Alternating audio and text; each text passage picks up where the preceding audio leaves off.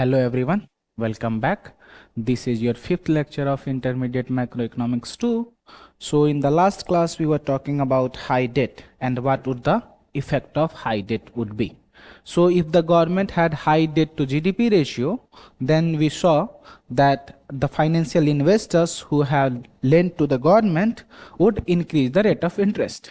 And that increase in rate of interest will mean higher primary surplus would be required by the government to have a stabilized debt. Okay, so in that sense, if the government can't maintain high primary surplus because it is tough for the government to control its expenditure G and raise the tax T. Okay, so that was the constraint of the government. So the primary surplus could not be increased, and so the government had the higher debt obligation in the coming future, and we talked how it would lead to debt explosion. We also talked that this debt, when increased further, would lead to government defaulting on the loans, and we even talked about what were the ways that the government could do if the debt were too high, and why the government couldn't do, and what would the impact of this policy would be if the government had higher debt to GDP ratio. So we were talking about this, and what would be the impact of debt default we talked in the last class. Okay, so today we will talk about the design of monetary policy.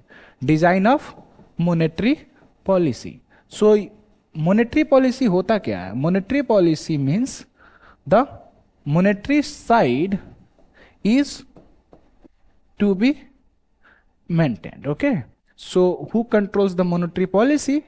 Monetary policy is controlled by central bank. अब central bank का काम क्या होता है? आपने पढ़ा भी होगा या सुना भी होगा न्यूज़पेपर्स में. तो सेंट्रल बैंक का काम होता है इन्फ्लेशन को कंट्रोल करना. Why? Because if the economy has higher rate of inflation, then the value of money would erode, and there would be uncertainty in the minds of people, and they would think कि अभी मेरे को जो veg मिल रहा है future time पे inflation increase हो रहा है, so they would ask their employers to increase their wage, और ये हर पीरियड में रिवाइज करना पड़ेगा, फिर मेन्यू कॉस्ट आता है, ये सारी बहुत सारी समस्याएं उत्पन्न होती है. So the government tries to control the inflation through central bank. ठीक है, तो सेंट्रल बैंक क्या करती है? इन्फ्लेशन को कंट्रोल करती है. ठीक है, अब इन्फ्लेशन को कंट्रोल करना था, तो इन्फ्लेशन को कंट्रोल करने के लिए आपने पहले भी देखा होगा कि inflation is directly related to money supply. ठीक है, यानी कि मनी सप्लाई में कैसे रिलेशन होता है कि मनी सप्लाई आपका इंक्रीज होगा, सो इन्फ्लेशन विल इंक्रीज. ऐसा पिछली क्लास में आपने कोई इक्वेशन देखा होगा, G Y T equal to G M T minus pi T, where this G Y T was normal output growth rate of period T. Normal output growth rate in year t. Okay, and this GMT was money supply growth rate at time t. That means this GMT was growth rate in money supply at time period t. This pi t was your inflation at time period t. ठीक है, तो इस equation को ध्यान में रखते हुए the policy makers use to control inflation, और इसको इन्फ्लेशन को कंट्रोल करने के लिए वो क्या करते थे? आपका मनी सप्लाई को कंट्रोल करते थे. पहले के टाइम में क्या होता था? मनी सप्लाई कंट्रोल किया जाता था in the initial period of the functioning of the government and central bank. ठीक है, तो अब ये कैसे करेंगे? इसका आपने इंप्लीकेशन देख लिया कि मनी सप्लाई अगर आप कंट्रोल कर रहे हो, so you know the normal growth rate of your output. अब normal growth rate of output आपको पता है, so you can control your money supply as per the requirement of pi T. ठीक है, तो इसमें सिनारियो देखोगे जब हम बात करते हैं तो G Y T was equal to G M T minus pi T, और दूसरे सेंस में अगर बात किया जाए तो you can also write it as G M T equal to G Y T plus pi T. कहने का मतलब the growth rate of the money supply should equal the normal output growth rate and the inflation rate. Okay, so the money supply increase should be to counter the rise in inflation, and second to counter the output growth rate. क्यों? Output growth rate अगर आपका बढ़ जाएगा that means you will have increased number of goods, so you will require increased amount of money to transact for those commodities. ठीक है, तो जब आपका आउटपुट बढ़ेगा सो you will require extra amount of money. ठीक है, उसके लिए आपके मनी सप्लाई का इंक्रीज करना जरूरत है। Second, when your inflation will rise, suppose your inflation is 5% in the current year, so in this year you would be demanding 5% extra money. ठीक है, क्यों? क्योंकि आपको जहां पे 100 पे करने होते थे you are paying 105। ठीक है, तो आपने क्या किया, 5 रुपीज एक्स्ट्रा डिमांड किया, 5% का एक्स्ट्रा डिमांड किया। In the same way everyone will do the same. ठीक है, तो अब इस केस में क्या होगा कि the policy makers anticipating this they will increase the money supply of 5%। ठीक है, तो कहने का मतलब जितना भी आपका इन्फ्लेशन का राइज होगा और नॉर्मल आउटपुट ग्रोथ रेट का राइज होगा वहीं आपका मनी सप्लाई का ग्रोथ रेट होगा। ठीक है, अब आप देखोगे कि जो आउटपुट ग्रोथ होता है, आउटपुट ग्रोथ किस तरीके से हो सकता है, if all your resources are employed then your technology का इंक्रीज कुछ परसेंटेज से इंक्रीज होगा, that is your productivity will rise and that will feed into your normal growth rate increase. Okay, ठीक है, तो ये टेक्नोलॉजी के इंक्रीज से हो सकता है। दूसरा हो सकता है आपका इनपुट्स बढ़ जाए, all other inputs are constant, so only you can increase your population. तो पॉपुलेशन का ग्रोथ रेट अगर बढ़ता है so labour supply will increase, and labour supply आपका इंक्रीज होता है so your normal growth rate will increase. ये सारा लॉजिक था, आपने पिछले सेमेस्टर में ये सारे टॉपिक्स किए हुए थे। ठीक है, तो ये एक रूल हो गया जिससे कि सेंट्रल गवर्नमेंट क्या करती थी, मनी सप्लाई को टारगेट करती थी। So initially what the government used to do, they used to target money supply, right? So money supply was being targeted. ठीक है, तो इसको ध्यान रखना आप हमेशा के लिए कि स्टार्टिंग में क्या होता था, the central banks used to target money supply. अब मनी सप्लाई टारगेट करने से क्या होता था, उनको पता है कि मनी सप्लाई में टारगेट करूं, इसी के करस्पॉन्डिंग मेरे को नॉर्मल ग्रोथ रेट अगर पता है तो इन्फ्लेशन निकाल सकते हो। That means if you know this normal growth rate of the output then to achieve your inflation target you can increase your money supply. ठीक है, तो उससे मैनिपुलेट करके इन्फ्लेशन को कंट्रोल करने के लिए क्या करती थी सेंट्रल बैंक, मनी सप्लाई को चेंज करती थी, यानी कि मनी सप्लाई को टारगेट करती थी। ठीक है, तो ये आपका लॉजिक हो गया कि कैसे सेंट्रल बैंक मनी सप्लाई को टारगेट करती थी। ठीक है, so this was the first thing that in money supply target the central bank had to see. So this first thing was how to target. तो हाउ टू टारगेट में क्या होगा, how to target money supply. तो money supply को target करने के लिए आपने रूल देख लिया, जो ऊपर वाला रूल है, इस रूल से टारगेट करती थी। Second came to be, is it always the case that the central bank maintains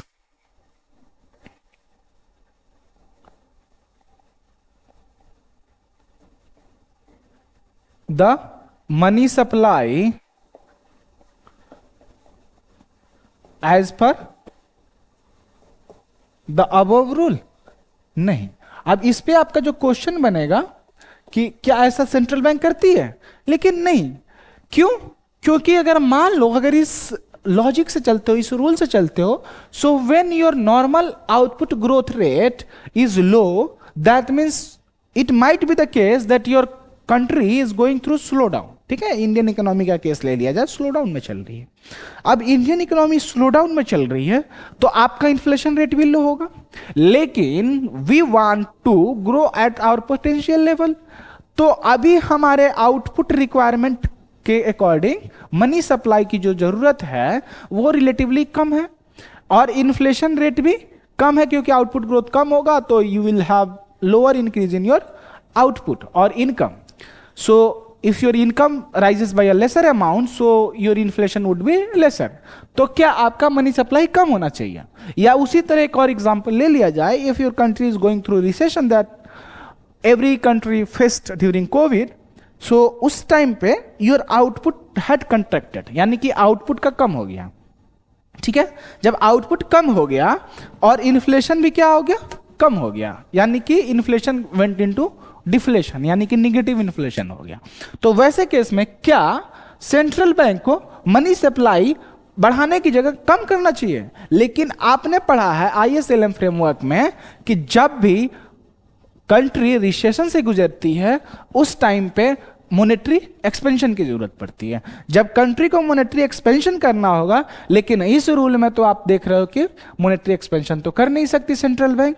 तो आप देखोगे कि सेंट्रल बैंक के लिए इस टारगेट करने से ज्यादा, यानी इन्फ्लेशन टारगेट करने से भी ज्यादा, सबसे ज्यादा जरूरत क्या है कि it is better to increase your money supply and recover the output growth rate। और आउटपुट जब आपका ग्रोथ करने लगेगा तब उसके बाद आप मनी सप्लाई को कंट्रोल करने की सोचो। स्टार्टिंग में आप क्या करोगे, मनी सप्लाई को इंक्रीज करोगे, यानी मॉनेटरी एक्सपेंशन करोगे। ठीक है, मॉनेटरी एक्सपेंशन शॉर्ट रन में आप करोगे, so your country will, your economy will recover. ठीक है, तो ये केसेस होता था शॉर्ट रन में।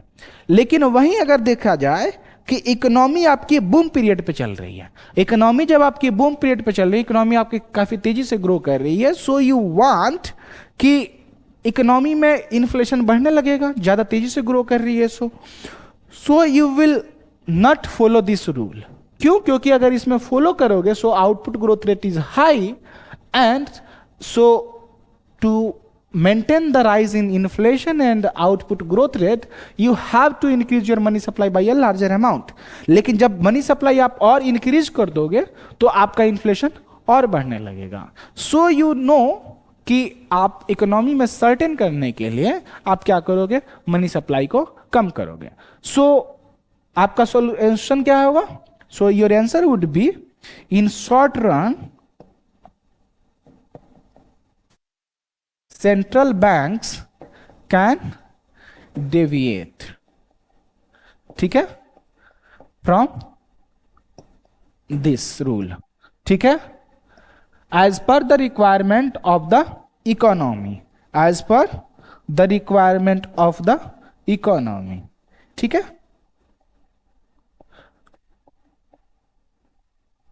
अब आप पूछोगे तीसरा क्वेश्चन कि क्या इस रूल को टारगेट करने के लिए एग्जैक्ट मनी सप्लाई इतना ही इंक्रीज करेगी? एक पर्टिकुलर प्रिसाइज वैल्यू क्या सेंट्रल बैंक टारगेट करती है? सो यू वुड थिंक कि व्हाट एग्जैक्ट वैल्यू, ठीक है, तो exact value of money supply नहीं है, क्या होता है, रेंज है। सेंट्रल बैंक क्या करती है, एक रेंज ऑफ मनी सप्लाई को टारगेट करती है। ठीक है, तो सेंट्रल बैंक एक रेंज टारगेट की, एक यहां पे लोअर बाउंड बना दिया मनी सप्लाई लोअर, और एक बना दिया मनी सप्लाई हायर। ठीक है, इन दोनों के बीच में मेंटेन करेगी कि मनी सप्लाई मेरा कितना होना चाहिए। ठीक है, तो ये कंडीशंस थे। अब इसमें क्यों, क्योंकि आप रेंज को मेंटेन करना मॉनेटरी वैल्यू में, अगर इन्फ्लेशन की बात करो या मनी सप्लाई की बात करो या कोई भी बात करो, so it is easier to target a range of variables than to target a single value of the variable। ठीक है, तो इसलिए मनी सप्लाई का एक रेंज टारगेट करना सेंट्रल बैंक को आसान होता था। अब सेंट्रल बैंक को ये एक टारगेट करना है, so how would the people believe कि सेंट्रल बैंक ऐसा ही कर रही है। तो मान लो कुछ कंट्रीज ने क्या किया, रूल बना दिया कि the central bank has to maintain this range of money supply. ठीक है, जैसा कि हमने मॉनेटरी पॉलिसी कमिटी में देखा, इन्फ्लेशन टारगेट का एक रेंज दिया हुआ है, उसको मैंडेट कर दिया गया है। ठीक है, तो उसी तरह पहले मनी सप्लाई के टारगेट के लिए कुछ कंट्रीज ऐसी करती थी। या दूसरे सेंस में हो सकता है the governor of the central bank और the head of the central bank for other countries, मान लो, तो वो क्या करते हैं, आते हैं पब्लिक प्लेस पे and they deliver a lecture and they say that in the coming year we are trying to maintain this amount of money supply. ठीक है, तो इस तरह से क्या होता था कि वो क्या करते थे, अपनी क्रेडिबिलिटी लाते थे मार्केट में और इकोनॉमी में लोगों को पता चलता था कि what would the amount of money supply would B.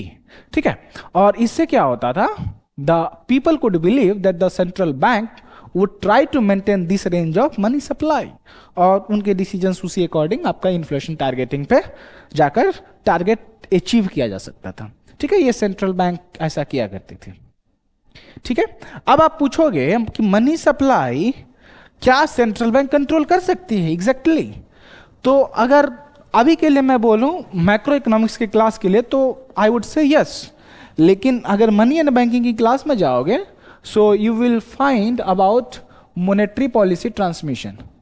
Monetary policy transmission, monetary policy transmission कहता है कि how the policy variables translates into the corresponding values of the those variables in the economy. कहने का मतलब अगर मान लो central bank policy repo rate change करती है तो क्या इकोनॉमी का इन्फ्लेशन रेट चेंज हो जाएगा? मतलब मेरे हाथ में जो है उससे मैं पूरे इकोनॉमी की चेंज कर दूं, मतलब मैं सेंट्रल बैंक। तो कहने का मतलब अगर बोला जाए तो सेंट्रल बैंक क्या कर सकती है, मनी प्रिंट कर सकती है।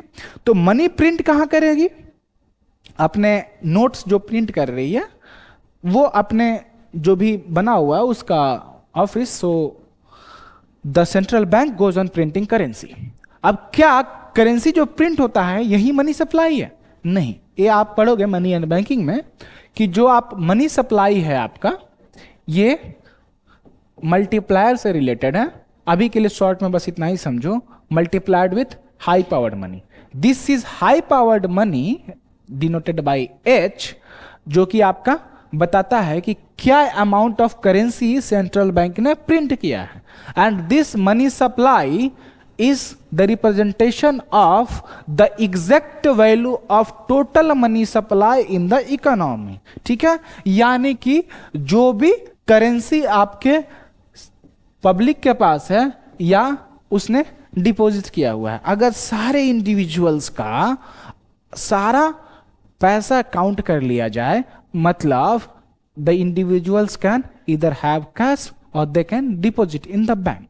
अगर इन दोनों को इंक्लूड कर दिया जाए then you will have all the money supply in the economy. लेकिन हाई पावर्ड मनी क्या है? जो भी करेंसी आपके पब्लिक के पास है, यानी कि करेंसी आपके हाथ में है, दैट इज कैश, और साथ में जो भी रिजर्व्स रखा गया है आरबीआई के पास। आरबीआई के पास यानी कि रिजर्व जो रखा गया है, यानी कि सेंट्रल बैंक के पास कुछ कॉमर्शियल बैंक्स ने रखा है, या उसके अलावा भी कुछ डिपॉजिट्स होते हैं आरबीआई के पास। ठीक है, तो वो डिपॉजिट्स को बोलते हैं हम लोग रिजर्व्स। तो ये रिजर्व यानी कि रिजर्व कैसे होगा? आपके कैश के फॉर्म में जमा होगा, and this cash can't be given to anyone else.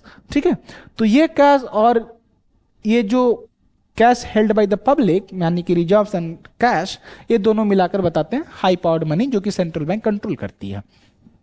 And this multiplier m, money multiplier, is determined by the behavior of the economy। ठीक है, अब behavior of the economy में कैसे डिटरमाइन होगा? जो भी इकोनॉमी के एजेंट्स हैं उनके बिहेवियर के अकॉर्डिंग होगा। यानी कि अगर मान लो हम लोग मनी सप्लाई कैसे देखना चाहते हैं? So if your UPI transaction rate has increased, then you will have lesser need for cash. So अगर सेम अमाउंट ऑफ कैश आपके पास रहे and you are using your UPI, ठीक है, तो आपका मनी सप्लाई इकोनॉमी में बढ़ जाएगा, ठीक है। क्यों? क्योंकि UPI के थ्रू भी आप ट्रांजेक्शन कर पा रहे हो, तो same amount of currency print होने पे आपका बहुत बार वो उसका हैंड चेंज हो सकता है। क्यों? क्योंकि आपने कैश लिए, RBI ने आपको दिया और आपने बैंक में डिपॉजिट किया, फिर बैंक में से आपने कुछ सेव करके रखा नहीं अपने पास कैश के टर्म्स में। क्यों? क्योंकि आप जानते हो कि आप बैंक में भी डालोगे सेविंग्स रेट की तरह, आपको कुछ ना कुछ इंटरेस्ट रेट मिलेगा। So you deposited in the bank and you are earning some rate of interest and using UPI। तो आप अपना कैश होल्डिंग कम कर दोगे, ठीक है। So this cash holding will reduce and subsequently for all the individuals. आप cash holding कम कर दोगे, या कहने का मतलब अगर सेम अमाउंट ऑफ मनी रहे तो आप कैश होल्डिंग कम करोगे तो ज्यादा डिपॉजिट होगी बैंक में। अब बैंक में ज्यादा डिपॉजिट होगी तो बैंक ज्यादा लोगों को लोन दे पाएगी या ज्यादा लार्जर अमाउंट में लोन दे पाएगी। So the value of multiplier will increase. तो ये अभी के लिए बस इतना ही समझो, the central bank controls your high powered money, और यही हाई पावर्ड मनी से आपका इकोनॉमी के मनी सप्लाई को कंट्रोल करती है, ठीक है। बस अभी के लिए इतना ही समझो। अब पूछा जाएगा आपसे कि मनी सप्लाई को टारगेट किया जाता था, तो क्या ये एफिशिएंट था? तो आप देख रहे हो कि जब सेंट्रल बैंक टारगेट कर पा रही है मनी सप्लाई को, तो फिर प्रॉब्लम आया क्यों? क्या कंट्रीज आज भी मनी सप्लाई को टारगेट कर रही है? ठीक है, तो योर क्वेश्चन वुड बी नहीं। मनी सप्लाई का टारगेटिंग जो था मेनली आपका 1970s तक चला, और 1990s से कंट्रीज क्या करने लगी? इन्फ्लेशन टारगेट करने लगी, इन्फ्लेशन को टारगेट करने लगी। इन्फ्लेशन टारगेटिंग अपने इंडिया में भी फॉलो होता है, ये लगभग सारी कंट्रीज में 1990 से स्टार्ट हो गया, ठीक है। सो इसको याद रखना। अब यहां पे ध्यान रखोगे कि मनी सप्लाई का जो टारगेटिंग था ये कैसे होता था, ऐसा प्रॉब्लम क्यों हुआ? जो कैसे होता था ये क्वेश्चन तो हमने कर लिया कि मनी सप्लाई का ये तरीका होता था कि मनी सप्लाई कैसे टारगेट करेंगे, क्या रेंज होगा, और सेंट्रल बैंक क्या डेविएट कर सकती है या नहीं कर सकती है। अब द क्वेश्चन अराइजेस, क्या ये हकीकत में सेंट्रल बैंक अपने टारगेट को अचीव करने में सक्सेसफुल थी? What was the objective of the central bank? To control the rate of inflation in the economy. लेकिन आप देखोगे कि इन्फ्लेशन जो था 1970s के बाद से, inflation was not aligned with change in money supply. कहने का मतलब, अगर मनी सप्लाई आपका कंस्टेंट है तो भी इन्फ्लेशन आपका इंक्रीज हो रहा है। अरे कैसे हुआ? आप देखोगे कि मनी का डिमांड कम होने लगा। और मनी का डिमांड कम क्यों होने लगा? Because the use of credit cards increased, the use of credit cards increased. और क्रेडिट कार्ड इंक्रीज हो जाएगा। सिमिलरली अगर मान लिया जाए इंडिया में अगर UPI इंक्रीज हो जाए, so your money demand will fall. Money demand मतलब जो आप कैश डिमांड करते हो अब आप नहीं करोगे, सो योर क्रेडिट कार्ड और UPI के आने से your money demand will fall. तो इसका इंपैक्ट क्या होगा? So in equilibrium of money market you had seen कि money supply equals money demand. अब मनी सप्लाई का रिलेशन क्या है, कैसे निकलता था? M/P। This is your nominal money supply, P is your price in the economy. Demand for money क्या होता था? Y times LI। कहने का मतलब आपके इकोनॉमी में जो भी मनी का डिमांड होता था दो फैक्टर्स पे डिपेंड करता था, आउटपुट पे और इंटरेस्ट रेट पे। आउटपुट पे पॉजिटिव रिलेटेड होता था और I पे यानी इंटरेस्ट रेट पे निगेटिवली रिलेटेड होता था। money demand. If your rate of interest is high, so you prefer saving in the bank, earning some rate of interest than foregoing on holding it as a cash. ठीक है, तो आप money demand I increase होने पे कम करते थे और output increase करता था, so you need larger money. Why? Because larger transaction amount is to be done. So for increased output, मतलब अगर आपकी इनकम राइज कर जाएगी, so to transact more you need higher money demand. ठीक है, तो MD यानी कि मनी डिमांड में अगर चेंज होता है, so this equilibrium will change. तो this equilibrium will change and you know कि money demand fell down with the use of credit card and UPI. यही तो होने लगा था 1970s के बाद से. 1970s के बाद से क्या हुआ, your money demand came down. क्यों? क्योंकि क्रेडिट कार्ड का यूज होने लगा. सो मनी डिमांड जब कम हो गया, मान लिया जाए मनी डिमांड आपका हाफ हो गया, so half of the money demand at initial time period was equal to the level of money demand in the next time period. So if your money supply is same, अगर मान लो nominal money supply, जो आपका money supply अगर real sense में बात किया जाए in time period 0, so you will have nominal money supply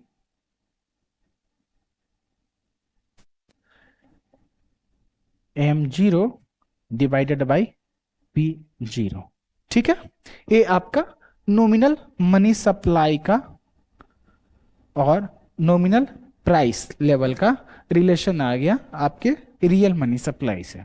सो अगर मान लो नेक्स्ट टाइम पीरियड पे आपका मनी डिमांड इंक्रीज हुआ है, so to maintain the equilibrium of same money supply, जो कि आपका नॉमिनल टर्म्स में अगर बात किया जाए, अगर आपका नॉमिनल मनी सप्लाई का लेवल सेम है और आपका इक्विलिब्रियम चेक करना है, so this is your price P1. अगर दूसरे टर्म्स में बात किया जाए, so you can write it like इस नेक्स्ट पीरियड 1 में you will have M1 upon P1. This should equal what, money demand in period 1. So money demand in period 1, तो money supply in period 1 is कितना, M1 कितना था, same level of nominal money supply. This P1 equal to money demand in period 1 is half of the money demand in period 0.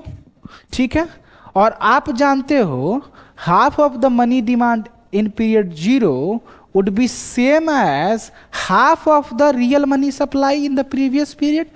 That means M0 upon P1 should equal what, money demand in period 0 by half. That will give your money supply in the previous period into half. ठीक है, तो कहने का मतलब अगर ये same है तो कैंसिल हो जाएगा. So you will have P1 equal to 2 times P0. So your inflation has increased. तो कहने का मतलब if your money demand has reduced, तो आपका इन्फ्लेशन इंक्रीज कर जाएगा. और मनी डिमांड क्यों डिक्रीज किया है, because the use of credit card has increased. So in 1970s the inflation was not exactly in alignment with the change in money supply. क्यों? क्योंकि the behavior of economic agents changed with the use of credit card, and that led to the fall in money demand, and the fall in money demand led to rise in inflation with the same nominal money supply.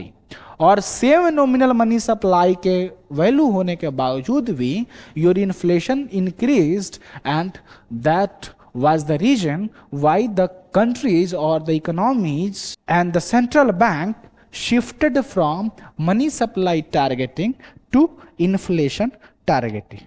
ठीक है, so now we will start with inflation targeting. inflation targeting कैसे improvement है over money supply targeting. तो central bank पहले भी तो वही करती थी, एक सर्टेन लेवल ऑफ इन्फ्लेशन को टारगेट करती थी से मीडियम रन या लॉन्ग रन में, ठीक है। तो अगर इन्फ्लेशन को टारगेट कर रही थी पहले भी, किसके थ्रू? मनी सप्लाई के थ्रू। तो सबसे बेटर यही है कि आप डायरेक्टली इन्फ्लेशन को ही कंट्रोल करो ना। So it was a better measure to target inflation than your policy of money supply targeting. अब 1990s के बाद से इन्फ्लेशन टारगेटिंग सारी कंट्रीज करने लगी सेंट्रल बैंक के थ्रू। और ये कैसे हुआ? तो फिलिप्स कर्व का जो रिलेशन है pi T equal to pi T minus 1 minus alpha U T minus U N, इसको यूज किया गया, ठीक है। अब इसके पहले एक क्वेश्चन आप देख लो कि क्या सेंट्रल बैंक जो इन्फ्लेशन टारगेट मीडियम रन में कर रही है वैसा ही टारगेट हर पीरियड में करेगी क्या? तो आपका फिर से क्वेश्चन वही आएगा, no. In the short run you may deviate. क्यों? क्योंकि अगर मान लो आपका कोई एक इन्फ्लेशन का रेंज है, ठीक है, मान लो कितना, जो भी हमारे इंडिया के केस में था 4% का target rate with a band of plus minus 2%, so with upper bound of 6% and lower bound of 2%। लेकिन मान लो जब हमारे कंट्रीज में रिसेशन का टाइम चल रहा है, तो रिसेशन के टाइम में यू नीड मॉनेटरी एक्सपेंशन।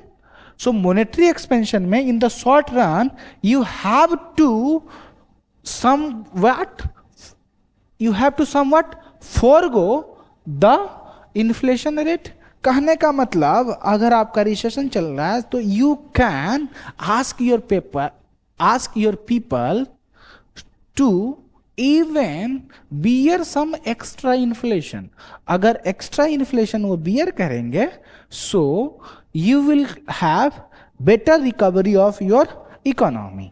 यानी कि अगर इकोनॉमी आपके रिसेशन में है तो in short run you can deviate from your inflation targeting and your economy में experience a bit of higher inflation rate. या सेमी केस अगर देख लिया जाए, अगर आपका इकोनॉमी ग्रो कर रही है काफी तेजी से, so to control that you know that your future में inflation will rise, so to target that you will target to low inflation rate. Low inflation rate को टारगेट करोगे तो जल्दी से अचीवमेंट कर पाओगे अपने टारगेट लेवल को, ठीक है। और ये कैसे करते हैं? फिलिप्स कर्व के थ्रू करते हैं। तो इन शॉर्ट रन अगर पूछा जाए कि in short run what is the policy of central bank in inflation targeting, do you think the central bank deviates from its inflation targeting level? ठीक है, तो आपका आंसर होगा कि सेंट्रल बैंक इसमें भी इन्फ्लेशन टारगेटिंग करती है, तो शॉर्ट रन में it will go for monetary expansion और monetary contraction as per the requirement of the economy. और आप सेकेंड पार्ट का क्वेश्चन का आंसर दोगे कि in short run the central bank can deviate from its policy level, that is certain range of inflation targeting can be avoided in the short run. ठीक है, तो ये आप देखोगे कि कैसे होता है। तो फिलिप्स कर्व के रिलेशन जो हमने डेवलप किया हुआ था पिछली क्लास में, अगर मान लो हर कंजिक्यूटिव टाइम पीरियड्स पे सेंट्रल बैंक क्या करती है, अपने इन्फ्लेशन टारगेट को अचीव कर लेती है। अगर इन्फ्लेशन का टारगेट लेवल अगर डिनोट करते हैं पाई स्टार से, so if the central bank is able to achieve this range of this level of inflation, then you will have pi star equal to pi star minus alpha ut minus un. This will give pi star minus pi star would be 0, so you will have minus alpha ut minus un equal to 0. So you will have something like ut equal to un. That means your unemployment rate in the time period t or in the current time period would be same as your natural rate of unemployment. यानी कि जब आप अपने inflation target को achieve कर पाओगे, then you will have your unemployment rate same as the natural rate of unemployment. ठीक है, अब ये कैसे होता है? अगर मान लो कंट्रीज क्या करती है, फेवरेबल शॉक से गुजरती है। Favourable shock means your output will increase, output increase करेगा so your inflation will increase, inflation increase करेगा तो आपके टारगेट लेवल से इन्फ्लेशन इंक्रीज कर जाएगा। So if the target level of inflation is not achieved and the inflation rate is higher than the target level of inflation, तो central bank को पता है कि ये हायर इन्फ्लेशन हो रहा है, so the central bank will go for monetary contraction. और मोनेटरी कंट्रैक्शन से क्या होगा, the central bank can control the inflation. अब इन्फ्लेशन कंट्रोल करेगी कैसे, जब इन्फ्लेशन कम करना चाहते हो तो मॉनेटरी कंट्रैक्शन आपने किया, और मॉनेटरी कंट्रैक्शन जब भी होता है so you know from ISLM framework कि आपका क्या होता है, आउटपुट कम होता है। आउटपुट कम होगा तो आपका नेचुरल रेट ऑफ अनएम्प्लॉयमेंट से जो कम हुआ था अनएम्प्लॉयमेंट रेट, क्योंकि आउटपुट ज्यादा था, so your rate of unemployment will increase to natural rate of unemployment and finally you will achieve the target rate of inflation। अगर मान लो थोड़ी देर के लिए उल्टा हो जाए, यानी कि your country is going through unfavorable shock, unfavorable shock मान लिया जाए, तो वैसे केस में your output contracts, यानी कि रिसेशन में कंट्री चल रही है। सो अगर आपकी कंट्री रिसेशन में चल रही है तब क्या होगा, अगर आपकी कंट्री रिसेशन में है that means your unemployment rate is very high and your inflation rate is less than your target rate, तो आप क्या करोगे, इन्फ्लेशन को इंक्रीज करना चाहोगे। इन्फ्लेशन को इंक्रीज करने के लिए you will go for monetary expansion. Monetary expansion होगा, आपका आउटपुट बढ़ेगा, आउटपुट बढ़ेगा सो योर अनएम्प्लॉयमेंट रेट कम हो जाएगा। क्यों, क्योंकि आपके आउटपुट बढ़ेंगे तो higher labour will be required, और higher labour being employed will lead to lower unemployment rate, और अनएम्प्लॉयमेंट रेट आपका नेचुरल अनएम्प्लॉयमेंट रेट के बराबर पहुंचेगा और आपका इन्फ्लेशन टारगेट इन्फ्लेशन रेट पे पहुंच जाएगा। ठीक है, so this was all from inflation targeting. अब आपके माइंड में एक क्वेश्चन आता है कि what would happen if the inflation rate deviates from the target rate of inflation. अब इन्फ्लेशन रेट जो टारगेट हो रहा था उससे डेविएशन हो गया, so the central bank has different choices either to achieve the target rate of inflation in the coming year और से after 10 years।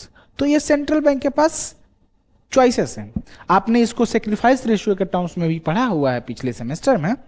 So the central bank has choices either to control the inflation in the very next period और a distant year.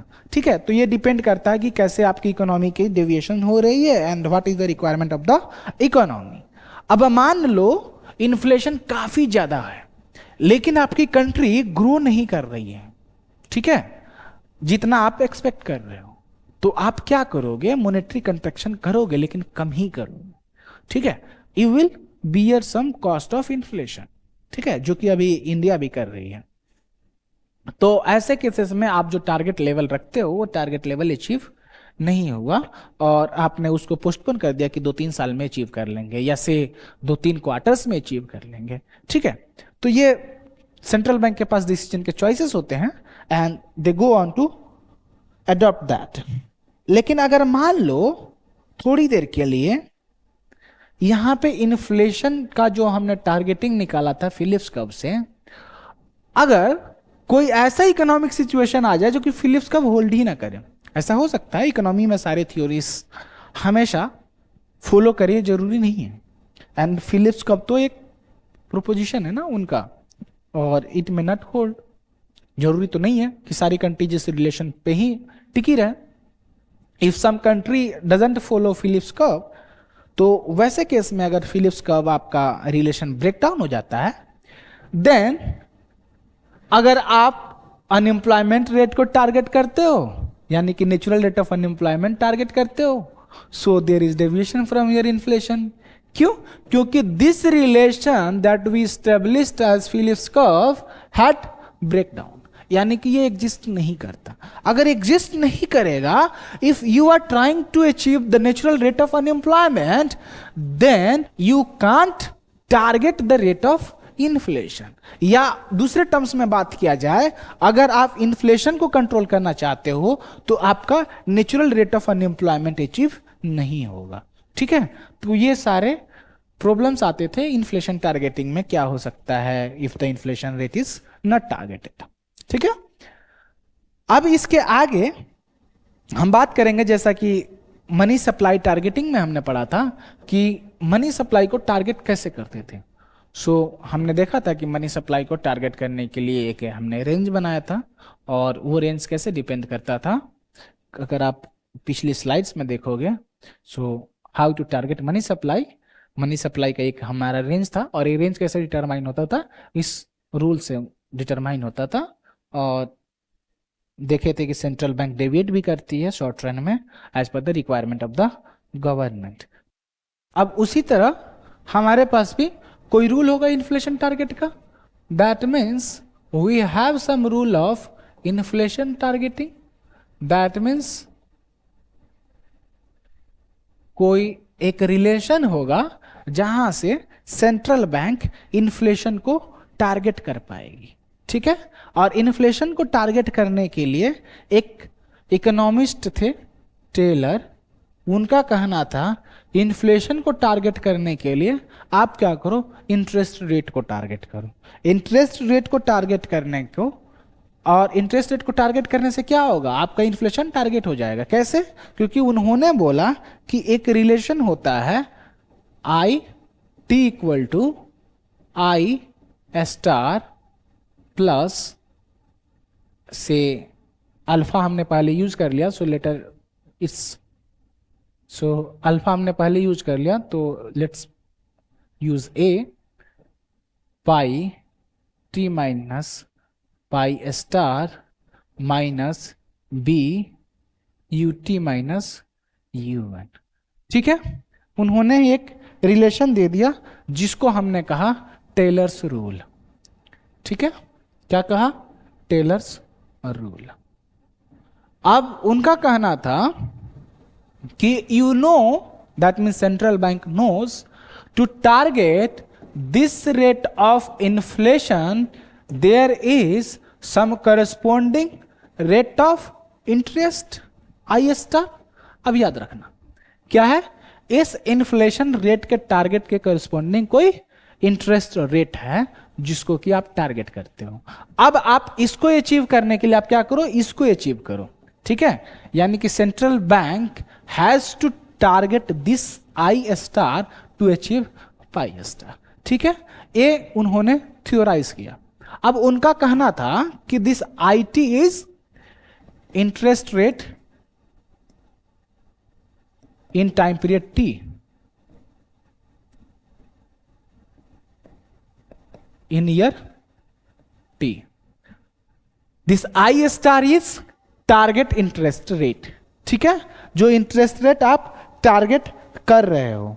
ठीक है, और यहां पे जो हम बातें कर रहे हैं इंटरेस्ट रेट की, we are talking about nominal interest rate. और ये पाई टी जो है, ये पाई टी क्या है, this pi T is your rate of inflation in year T, and this pi star is your inflation target that you want to achieve. UT is your unemployment rate in year T, and even is your natural rate of unemployment. ठीक है, ये आपने देखा था। लेकिन अगर मान लो थोड़ी देर के लिए कि इकोनॉमी में कोई ऐसा सिनारियो हो कि जहां पे आपका इन्फ्लेशन रेट टारगेट के बराबर हो जाए। ठीक है, इन्फ्लेशन रेट टारगेट के बराबर हो जाए, y T equal to pi T equal to pi star, तो ऐसे केस में साथ में क्या हो जाए, u t equal to even हो जाए। That means this term will be zero, this term will be zero, so you will have i t equal to I star. That means if you have pi t equal to pi a star and ut equal to un, then you will have it equal to i star. यानी कि अगर inflation आपका achieve हो जाए target level पे और unemployment rate भी natural rate of unemployment पे अचीव हो जाए, सो your inflation level will be achieved. ठीक है, तो ये हमारा इक्वेशन आया. लेकिन अगर मान लो इन्फ्लेशन अगर बढ़ जाए, इन्फ्लेशन आपकी इकोनॉमी में बढ़ जाए तो क्या करोगे? So if the inflation has increased in the economy, then it's for the central bank कि ये इंक्रीज हुआ है, that means this component had increased. So आप रेट ऑफ इंटरेस्ट को जो है आप मेंटेन कर सकते हो, जो कंट्रोल कर सकते हो. This can be controlled by the central bank. ठीक है, ये कंट्रोलेबल है. तो आईटी को आप क्या करो, इंक्रीज कर दो. सो आप रेट ऑफ इंटरेस्ट इंक्रीज कर दिया, नॉमिनल सेंस में बात हो रही है. सो आपने नॉमिनल इंटरेस्ट रेट को क्या किया, इंक्रीज कर दिया. कब? जब आपका रेट ऑफ इन्फ्लेशन आपके टारगेट इन्फ्लेशन रेट से ज्यादा है. So your rate of interest has risen. आपका आईटी राइज कर गया. आपका जब आईटी राइज करेगा, क्यों? क्योंकि आपका पाईटी जो था पाई स्टार से ज्यादा था. ठीक है, हम इसकी बात कर रहे हैं. So your central bank increased the controllable nominal interest rate. अब नॉमिनल इंटरेस्ट रेट इंक्रीज कर गया, देन आपका क्या होगा कि इकोनॉमी में सारे इंटरेस्ट रेट इंक्रीज करने लगेंगे. सो इंटरेस्ट रेट जब इंक्रीज करने लगेंगे, then you will have some contraction in the economy, यानी कि आपका आउटपुट कम होगा. This Y will fall. आपका वाई जब फॉल करेगा, आपका अनएम्प्लॉयमेंट रेट इंक्रीज होगा. तो अनएम्प्लॉयमेंट रेट आपका इंक्रीज होगा, that means your inflation will come down. और इससे क्या होगा, आपका इन्फ्लेशन लेवल कंट्रोल हो जाएगा इकोनॉमी में. अब इसी तरह ले लिया जाए, अगर आपके इकोनॉमी में जो आपका अनएम्प्लॉयमेंट रेट है इंक्रीज कर जाए यूएन से, तो क्या करेगी central bank? Central bank as per the rule of Taylor, जब आपका अनएम्प्लॉयमेंट रेट इंक्रीज करेगा, यहां निगेटिव साइन है तो इसका उल्टा होना चाहिए. So unemployment rate is higher, so interest rate that can be controlled by the central bank should be reduced. तो यानी कि आईटी को आप क्या करो, कम कर दो. अब रेट ऑफ इंटरेस्ट आपने कम कर दिया, सो आपके यहां इकोनॉमी में क्या होगा, आउटपुट का एक्सपेंशन होगा. आउटपुट का एक्सपेंशन होगा तो क्या होगा, your unemployment rate will increase. ठीक है, तो आपका अनएम्प्लॉयमेंट रेट इंक्रीज करेगा, तो आपका नेचुरल रेट ऑफ अनएम्प्लॉयमेंट को जो आपने इन्फ्लेशन टारगेटिंग में अचीव करने का रखा था, so you will be able to achieve this target. ठीक है, तो ये सारे कंडीशंस थे. अब इसमें तो आपने देख लिया. अब आप पूछोगे फिर ए और बी क्या है, क्योंकि मैंने सबके नाम बताए, ए और बी के रिप्रेजेंटेशन किसके हैं ये मैंने बताया ही नहीं. तो अब आप ध्यान रखना कि ए और बी क्या है. This A is how much the central bank, how much the central bank cares about inflation rate. that means कि अगर आपके इकोनॉमी में अगर इन्फ्लेशन इंक्रीज हो जाए तो सेंट्रल बैंक को बेचैनी हो जाएगी कि भाई इन्फ्लेशन इंक्रीज हो गया. So taking care of that, the central bank has to respond through change in its controllable nominal interest rate. तो ये जो आपका अल्फा बताता है, यानी कि यहां पे ए बताता है कि सेंट्रल बैंक का response to change in inflation rate. दूसरे सेंस में बात करोगे, सो यू विल से कि this A is how much the central bank cares about inflation. ठीक है, अब आप पूछोगे बी क्या है, तो मैं उसी तरह बोल दूंगा the central bank's response to change in unemployment rate is B. कहने का मतलब how much the central bank cares about unemployment rate, unemployment rate. ठीक है, तो इसको आप याद रखना हमेशा कि आपका ए और बी क्या है। तो the question arises what should be the range of A and B. B के लिए ऐसा कोई रूल नहीं बताया टेलर ने, लेकिन ए के लिए उन्होंने कहा कि a should be greater than 1, a should be greater than 1। अब ए ग्रेटर देन 1 क्यों होना चाहिए? यू नो कि if there is inflation in the economy then real rate of interest will fall down. That means i minus pi is your real interest rate, यही आपने पढ़ा है। अगर ये आपका कांस्टेंट है क्योंकि नॉमिनल इंटरेस्ट रेट आपने फिक्स करके रखा है और इन्फ्लेशन आपका बढ़ जाए सो दिस विल फॉल। ठीक है, तो जब आपका real rate of interest fall करेगा दैट मीन्स आपकी स्पेंडिंग काफी ज्यादा एक्सपेंड कर गई और इन्फ्लेशन आपका बढ़ता चला जाएगा। सो टू कंट्रोल द इन्फ्लेशन आपको क्या करना है? रियल रेट ऑफ इंटरेस्ट को इंक्रीज करना पड़ेगा। जब real rate of interest increase करोगे तब आपकी स्पेंडिंग कंट्रोल होगी। स्पेंडिंग कैसे कंट्रोल होगी? आईएस कर्व से। आईएस कर्व में क्या होता था? रियल रेट ऑफ इंटरेस्ट होता था। सो आप क्या करोगे? रियल रेट ऑफ इंटरेस्ट को कंट्रोल करोगे ताकि स्पेंडिंग आपकी कम करे।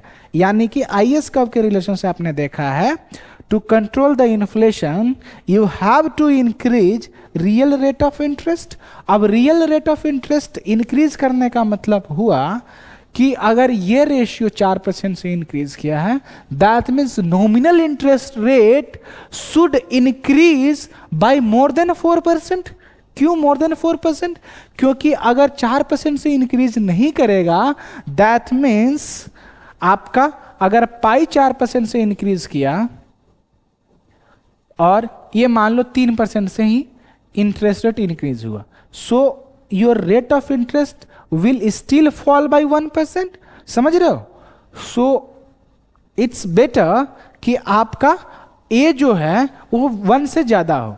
अगर मान लो 1 से ज्यादा है, मान लो ए 1.5 है तो 1.5 है तो इन्फ्लेशन रेट अगर आपका 4% से बढ़ा सो इंटरेस्ट रेट आपके कितने से चेंज करेगा? So change in interest rate will be equal to change in inflation rate plus change in rate of real rate of interest. So अगर यहाँ पे आपका 1.5 है ये का तो आपका कितने से इंक्रीज होना चाहिए? 6 से इंक्रीज होना चाहिए। तो यहाँ पे अगर 4 है so it will be 6 equal to 4 plus 2, right. तो कहने का मतलब अब आपका रियल इंटरेस्ट रेट भी राइज कर रहा है तो आपका real rate of interest increase करेगा। अगर परसेंटेज टर्म्स में लिखा जाए 6% equal to 4% plus 2%, so your real rate of interest will rise. अब real rate of interest rise करेगा सो बिजनेस का कंट्रैक्शन होगा, योर वाईटी विल फॉल। अब वाईटी फॉल होगा so your inflation will fall. तो यही तो चाहिए आपको क्योंकि इन्फ्लेशन आपका बढ़ गया है। So that's why Taylor said A should be greater than 1। ठीक है, इसके अलावा अब हमने थ्योरी तो दे दिया टेलर रूल का, अब इसका रियल लाइफ में बातचीत होती है कि रियल लाइफ में क्या ऐसा होल्ड करता है क्या नहीं होता है। So researchers found that whatever be the conditions central bank one way or the other tries to follow what the ideas of Taylor was in Taylor's rule। ठीक है, और दूसरे सेंस में उन्होंने ये भी बोला कि टेलर्स रूल को अप्लाई करने के लिए क्या हम कोशिश कर सकते हैं कि एक्सपेक्टेशन पे इसका क्या इंपैक्ट पड़ेगा। क्योंकि पिछली क्लास में हमने पढ़ा था कि इकोनॉमिक एजेंट्स अपने डिसीजन मेकिंग में एक्सपेक्टेशंस के अकॉर्डिंग अपना रोल प्ले करते हैं और एक्सपेक्टेशंस के अकॉर्डिंग आप डिसीजन लेते हैं और ये एक्सपेक्टेशन उनके मॉनेटरी पॉलिसी वाली जो पॉलिसी मेकर्स हैं यानी कि सेंट्रल बैंक उनकी क्रेडिबिलिटी के अकॉर्डिंग भी होता है। तो टेलर रूल का मतलब अगर एक्सपेक्टेशन पे भी अप्लाई कर दिया जाए, यहाँ पे तो रूल ऑफ एक्सपेक्टेशन नहीं था टेलर्स रूल में, कहीं नहीं था। तो टेलर्स रूल में अगर एक्सपेक्टेशन का रोल कर दिया जाए तो क्या होगा, तो ये इसका भी रिसर्चर्स ने कोशिश किया था जानने का। फिर क्वेश्चन आता है, researchers also try to take कि क्या टेलर रूल हमेशा अप्लाई करना चाहिए, सारी कंट्रीज हमेशा करती है। सो दे फाउंड कि it may not be necessary that the countries और the central bank follow the Taylor's rule in its explicit sense, मतलब हमेशा आप टेलर रूल फॉलो ना करो, समटाइम्स यू कैन डेविएट। ठीक है, तो इस पे भी रिसर्च अभी भी चलती है कि टेलर रूल हकीकत में होल्ड करता है या नहीं, कितना अप्लीकेबल है कितना नहीं है। ठीक है, लेकिन जो भी हो, but the fact is we deviated from money supply targeting to inflation targeting using our Taylor's rule. और कुछ भी हो, आप ये भी देख रहे हो कि जब भी आपके इकोनॉमी में इन्फ्लेशन बढ़ता है, so when your inflation rises your rate of interest increases to control the spending in the economy, to control the expansion in the economy, to let your unemployment rate rise to the natural rate of unemployment. And the inverse happens when your unemployment rate is higher than natural rate of unemployment. When unemployment rate is higher, then the country needs some monetary expansion. और monetary expansion के लिए आप क्या करोगे, rate of interest को decrease करोगे। When rate of interest decreases then so business will expand and the expansion of business will lead to hiring of more workers, hiring of more workers will lead to lesser unemployment rate। ठीक है, ये सारा scenario था tailors rule के बारे में। Now you will ask what to do if you don't recall the Taylor's rule. तो आप टेलर्स रूल को रिकॉल करने के लिए क्या करोगे, टेलर्स रूल को रिकॉल करने के लिए आप हमेशा याद रखना कि जो टारगेट लेवल है उस टारगेट लेवल में और जो आपका उस टाइम पीरियड का है, इन दोनों में क्या रिलेशन है। ठीक है, टारगेट लेवल को हमने डिनोट किया था स्टार से। दैट मीन्स अगर आप यहां पे क्या कर रहे थे, एक इन्फ्लेशन ले रहे थे, दूसरा ले रहे थे रेट ऑफ इंटरेस्ट, तीसरा क्या ले रहे थे, अनएम्प्लॉयमेंट रेट। अगर तीनों के लिए आप कंडीशन बनाते हो तो अनएम्प्लॉयमेंट रेट का टारगेट लेवल क्या हो सकता है, U1, और जो इस टाइम पीरियड टी का होगा UT। पाई यानी इन्फ्लेशन के लिए टारगेट लेवल क्या है, पाई स्टार। इस टाइम पीरियड में क्या हो सकता है, पाई टी। उसी तरह इस इन्फ्लेशन के करस्पॉन्डिंग कोई इंटरेस्ट रेट होगा नॉमिनल सेंस में, nominal interest rate I star, उसी तरह इस टाइम पीरियड का IT। अब आप क्या करोगे, IT equal to I star plus A pi minus pi star minus B UT minus UN। ठीक है, ये करोगे। ठीक है, ऐसा क्यों करोगे, क्योंकि जो भी आपका टारगेट लेवल है वो आप बाद में लिख रहे हो। ठीक है, यानी कि दूसरे सेंस में आप लिखोगे तो कुछ ऐसा लिख सकते हो, equal to A pi minus pi star minus B UT minus UN। ठीक है, और आप ये भी जानते हो कि जब भी इन्फ्लेशन रेट इकोनॉमी में ज़्यादा होता है तो आपका इंटरेस्ट रेट गवर्नमेंट इंक्रीज करती है, या अनएम्प्लॉयमेंट रेट ज़्यादा होता है तो आपकी इकोनॉमी में interest rate central bank decline कराती है। ठीक है, ये आप जानते हो क्यों, क्योंकि यहाँ पे आपको मॉनेटरी एक्सपेंशन की जरूरत होती है। मॉनेटरी एक्सपेंशन के लिए आपका रेट ऑफ इंटरेस्ट कम करना पड़ेगा जब आपका अनएम्प्लॉयमेंट रेट ज़्यादा है। अगर आपका इन्फ्लेशन ज़्यादा है दैट टाइम आपके मॉनेटरी कंट्रैक्शन की जरूरत होगी, सो इंटरेस्ट रेट आप का सेंट्रल बैंक क्या करेगी, डिक्लाइन करेगी। तो यहाँ पे साइन उल्टा आ रहा है, अनएम्प्लॉयमेंट रेट का रिलेशन है इंटरेस्ट रेट से, सो नेगेटिव साइन। यहाँ पे आपका पॉजिटिव रिलेशन है, सो पॉजिटिव साइन। ठीक है, ऐसे ही आप टेलर रूल याद रखना, एग्जाम के लिए आपका बहुत इंपॉर्टेंट टॉपिक है। आज के लिए इतना ही, हमने अपना यूनिट 1 का फर्स्ट टॉपिक कवर कर लिया है। So try to revise all this things and let's meet for the next classes in the coming week. ठीक है, आप रिवाइज करो, अच्छे से करो। All the best. Bye bye. Take care.